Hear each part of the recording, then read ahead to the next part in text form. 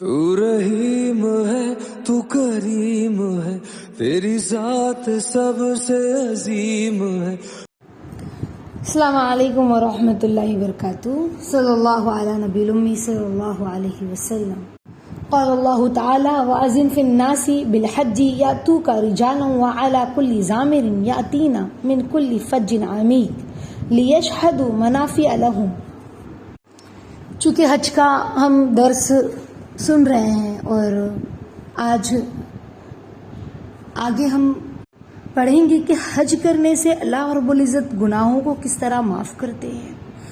کہ اللہ کے نبی صلی اللہ علیہ وسلم نے فرمایا جو حج کرے اور کوئی خواہش نفسانی بات نہ ہو اس کے ساتھ، یعنی کوئی گناہ کا کام نہ کرے، گالی گلوج نہ کرے، تو اس حج میں اس کے گناہ اللہ ایسے معاف کر دیتے ہیں جیسے کہ اس کی ماں نے اسے آج ہی جنا ہو. اور جانتے ہو اللہ کے نبی صلی اللہ علیہ وسلم نے کیا فرمایا کہ 4 لوگوں پر اللہ رب العزت کی خاص مدد ہوتی ہے. ایک تو جہاد کرنے والے پر، دوسرا نکاح جو ہے وہ سنت کے مطابق جس نے کیا، سنت کے مطابق سمجھتے ہیں نا، آج جو جس طرح سے نکاح ہوتا ہے وہ نہیں، جو ہمارے نبی کی سنت ہے، فضول رسومات کو چھوڑتے ہوئے جتنی سنت خالی نکاح میں بتائی گئی ہے بس اس پر عمل کرنا. تو کہا سنت کے مطابق نکاح کرنے والوں پر. اور تیسرا مکاتب پر، یعنی جہاں دین کے مدارس ہوتے ہیں. اور چوتھا حج کرنے والوں پر اللہ رب العزت کی خصوصی مدد ہوتی ہے. کیا مطلب اس کا کہ اللہ کی خصوصی مدد ہوتی ہے؟ یعنی ان کی پریشانیاں اللہ آسان کر دیتے ہیں حاجیوں کی. دیکھیں ہم نہیں دیکھتے کتنے معذور، کتنے ضعیف، کتنے کمزور، بوڑھے، یہاں تک کہ اپاہج لوگ تک حج کر لیتے ہیں. یہ اللہ پاک کی خصوصی مدد نہیں ہے تو اور کیا ہے؟ وہ لوگ جو اپنے گھر میں، اپنے وطن میں بستر سے نہیں اٹھ سکتے تھے، 10 قدم نہیں چل پاتے تھے، سخت پرہیزی کھانا کھاتے تھے، اب کیا ہوا؟ حج بیت اللہ کے موقع پر کچھ نہ کچھ سہولت حاصل ہوتی ہے، حج کر لیتے ہیں. یہ اللہ پاک کی خصوصی مدد ہے. اور ایک روایت میں آتا ہے کہ اللہ کے نبی صلی اللہ علیہ وسلم نے فرمایا کہ جس نے حج کے تمام جو امور ہیں، تمام ارکان ہیں، اس کو اس حال میں ادا کیا کہ لوگ اس کی زبان سے اور اس کے ہاتھ سے محفوظ رہے، یعنی اس نے کسی کو کوئی تکلیف نہیں پہنچائی، برا بھلا نہیں کہا، تو اس کے پچھلے گناہ، اگلے گناہ سب اللہ معاف کر دیتے ہیں. جانتے ہو ایک مرتبہ ایک ہمارے استاد نے ایک واقعہ سنایا، مجھے نام نہ یاد رہا ان بزرگ کا، کہ کہا کہ وہ ایک شخص تھے، ان کے دل میں بڑی تمنا تھی، مال تو چونکہ تھا نہیں اتنا کہ میں بھی حج کروں، میں بھی حج پر جاؤں، اور وہ اللہ سے بہت دعا مانگتے تھے. جب کسی حاجی کے بارے میں سنتے کہ فلاں حاجی حج پر جا رہا ہے تو بہت محبت کے ساتھ، بڑے اکرام کے ساتھ اس سے ملتے، اور ایک دل میں طلب ہوتی کہ اللہ مجھے کب آپ پہنچائیں گے. اور جب موسم حج آتا، جب 9 تاریخ آتی تو وہ سوچتے کہ آج لوگ جو ہے وہ مینا میں پہنچ گئے ہوں گے. 8 تاریخ جب آتی، جب 9 تاریخ آتی تو وہ سوچتے کہ آج جو ہے لوگ عرفات کے میدان میں پہنچ گئے ہوں گے، آج جو ہے عرفات کے میدان سے نکل کر مزدلفہ کی طرف گئے ہوں گے، پھر مزدلفہ سے کنکر چن کر پھر لوگ 9 تاریخ کو جو ہے وہ مینا کی طرف آئے ہوں گے. تو وہ یہ سوچتے اور روتے رہتے کہ یہ اللہ آج حاجی یہ کر رہے ہوں گے، یہ اللہ آج حاجی اس ارکان کو پورا کر رہے ہوں گے، یہ اللہ اب تو قربانی ہو گئی ہوگی، اب انہوں نے اپنا احرام کھول لیا ہوگا، یا اللہ وہ طواف زیارت کر رہے ہوں گے، تو وہ طواف وداع کر رہے ہوں گے. وہ یعنی وہ ایک ایک چیز کو سوچتے رہتے، جیسے جیسے دن گزرتے رہتے ویسے وہ ایک ایک حج کے ارکان کو سوچتے اور روتے. آج ہمیں معلوم ہے حج کس طرح کیا جاتا ہے؟ ہمیں تو یہ بھی خبر نہیں ہے، ہم تو سیکھتے بھی نہیں ہے کہ اگرچہ ہمارے حج ہم پر فرض نہیں ہے لیکن کم سے کم ہم سیکھے تو صحیح، جانے تو صحیح، معلوم تو کرے حج کیسا ہوتا ہے، پڑھے تو صحیح حج میں کیا کیا ارکان ہوتے ہیں، کس دن حاجی کیا کرتا ہے، کس دن حاجی کیا کرتا ہے. یا اللہ ایک دن آپ مجھے ضرور لے جائیں گے، میں ابھی سے سیکھ لیتی ہوں. ایک طلب، ان کے اندر وہ طلب تھی. پھر جانتے ہو آتا ہے آگے واقعہ یہ کہ وہ ان کے ساتھ اللہ نے یہ معاملہ کیا کہ کسی طرح وہ حج پر پہنچ گئے. ایک وقت ایسا آیا کہ اللہ رب العزت نے انہیں حج پر پہنچا دیا اور انہوں نے حج کیا.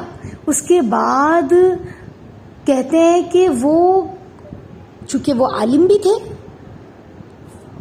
اور مدرس بھی تھے، درس بھی دیتے تھے حدیث کا، تو انہیں مدینے میں اللہ کے نبی کے روضے کے سامنے درس دینے کا موقع ملا. یعنی آج بھی مسجد نبوی میں جو ہے نا درس و تدریس کا سلسلہ ہے، وہاں حلقے لگے ہوتے ہیں، سیکھنا سکھانا ہوتا ہے. تو مسجد نبوی میں بیٹھ کر وہ درس دیا کرتے تھے، اور جب اپنے شاگردوں کو پڑھاتے تھے نا قال رسول صلی اللہ علیہ وسلم، عربی کا جملہ ہے، یعنی آپ صلی اللہ علیہ وسلم نے فرمایا، تو یوں اللہ کے نبی کے روضے کی طرف اشارہ کر کے کہتے انگلی سے کہ قال رسول صلی اللہ علیہ وسلم، آپ صلی اللہ علیہ وسلم نے ارشاد فرمایا. تو ایک وقت ایسا اللہ نے ان پر لایا کہ مدینے میں اللہ رب العزت نے انہیں درس دینے کی توفیق عطا فرمائی، اور وہ مدینے میں بیٹھ کے اللہ کے نبی کے روضے کے سامنے درس و تدریس کا کام کرتے تھے، یعنی سکھاتے تھے لوگوں کو حدیث، لوگوں کو دین سکھاتے. سبحان اللہ العظیم. تو ایک سچی طلب، ایک تڑپ ہو ہمارے دل میں بھی میرے رب کے دیدار کی، کعبے کے. یا اللہ میں بھی آپ کے گھر کا دیدار کروں، یا اللہ میں بھی آپ کے گھر کو دیکھوں، یا اللہ میں بھی آپ کے گھر کی مہمان بن جاؤں.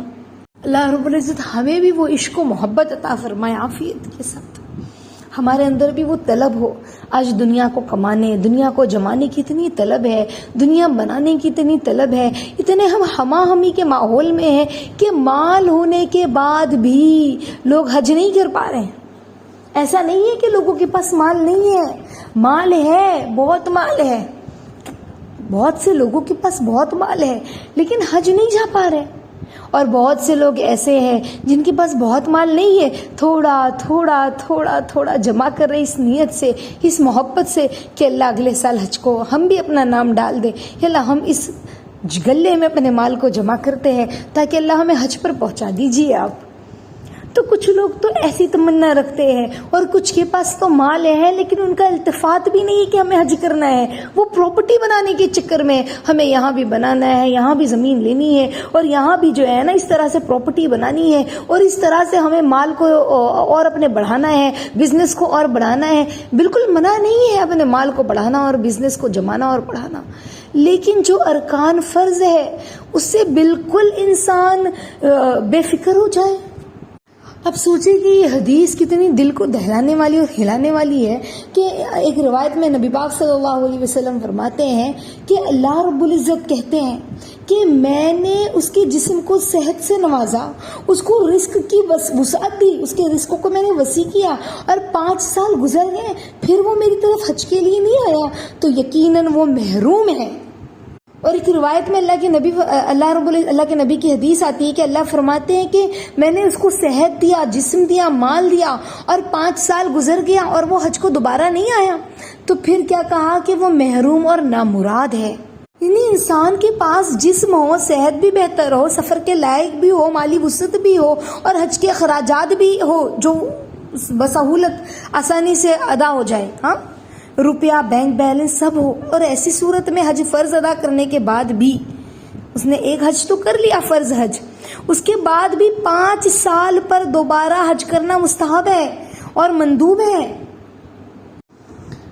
یہ سوچنے والی بات ہے. ایک روایت میں اللہ کے نبی صلی اللہ علیہ وسلم فرماتے ہیں کہ جسے اللہ رب العزت نے راہ سفر کے خرچ اور سواری کی وسعت دی ہو پھر اس نے حج نہیں کیا نا تو کوئی حرج نہیں، کوئی بات نہیں، خواہ وہ یہودی ہو کر مرے یا نصرانی ہو کر مرے.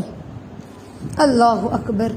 یعنی اس کا مطلب سمجھتے ہو، یعنی اس نے ایک ارکان جو اسلام کے 5 ارکان ہے، 5 پیلرز ہیں، اس میں ایک حج بھی ہے. اس نے حج فرض ہونے کے باوجود بھی حج نہیں کیا تو اس نے اسلام کے ایک بڑے رکن سے بیزاری ظاہر کی. اسے ایمان اور اس کے تقاضے کی اہمیت نہیں رہی اس کے دل میں، اس کے دل میں ایمان کے تقاضے کی اہمیت نہیں رہی نا، یعنی اس نے اسلام کی پرواہ نہیں کی. جب اسے خود اسلام کی پرواہ نہیں ہے تو شریعت کو بھی ایسوں کی پرواہ نہیں ہے، چاہے جس بری حال میں مرے. اللہ رب العزت کس قدر سخت وعید ہے. اللہ رب العزت ہم سب کو معاف فرمائے اور حج کی اہمیت عافیت کے ساتھ ہمیں سمجھ میں آئے. حضرت عمر رضی اللہ تعالیٰ عنہ تو اتنے زیادہ ناراض ہو جاتے تھے نا کہ انہوں نے فرمایا کہ میرا ارادہ ایسا ہوتا ہے نا کہ میں تمام شہروں میں یہ حکم لکھ کر بھجوا دوں کہ جو مالی سہولت ہونے کے باوجود بھی حج نہ کرے تو میں اس پر جزیہ لگا دوں، یعنی ٹیکس لگا دوں. ٹیکس اس وقت جو ہے نا جو مسلم ممالک ہوتے تھے وہاں پر اگر کوئی کافر رہتا تھا تو ان سے ٹیکس لیا جاتا تھا تو میں ایسے لوگوں سے پھر ٹیکس لوں؟ جیسے میں کسی غیر مسلم سے ٹیکس لیتا ہوں، ایسے پھر میں اس مسلمان سے ٹیکس لوں؟ یعنی وہ مسلمان نہیں ہے نا پھر تو۔ ایک روایت میں ہے کہ وہ کیا فرماتے ہیں، وہ مسلمان نہیں ہے، وہ مسلمان ہی نہیں ہے، کہ اس نے مال ہونے کے باوجود بھی حج کی قیمت کو نہیں سمجھا۔ حضرت سعید بن جبیر رضی اللہ تعالیٰ عنہ کہتے ہیں کہ اگر میرا کوئی پڑوسی مالدار ہونے کے باوجود بھی حج نہ کرے نا اور وہ مر جائے تو میں اس پر نماز جنازہ بھی نہ پڑھوں گا۔ یعنی سوچ سکتے ہیں کہ کتنی سخت وعید ہے۔ اللہ کی پناہ، اس دور میں بکثرت مالدار ہیں، ایسے موجود ہیں جن پر حج فرض ہے مگر مال کے بخل کی وجہ سے، دینی ذوق اور شوق کی کمی کی وجہ سے حج نہیں کرتے۔ اللہ رب العزت بہت معاف فرمائے اور ہمیں اسلام کے جو ارکان ہیں اس کی قدردانی کی توفیق عطا فرمائے، وہ محبت، وہ ذوق، وہ شوق عطا فرمائے کہ شوق سے ہم اللہ رب العزت کے راستے میں نکلیں، بیت اللہ کے حج کرنے کے لیے نکلیں۔ اللہ کے مہمان ہیں، کہتے ہیں حاجی تو اللہ کے مہمان ہیں۔ اللہ اکبر۔ اللہ ہم سب کو حج مبرور کرنے کی توفیق عطا فرمائے عافیت کے ساتھ، آمین یا رب العالمین۔ السلام علیکم ورحمۃ اللہ وبرکاتہ۔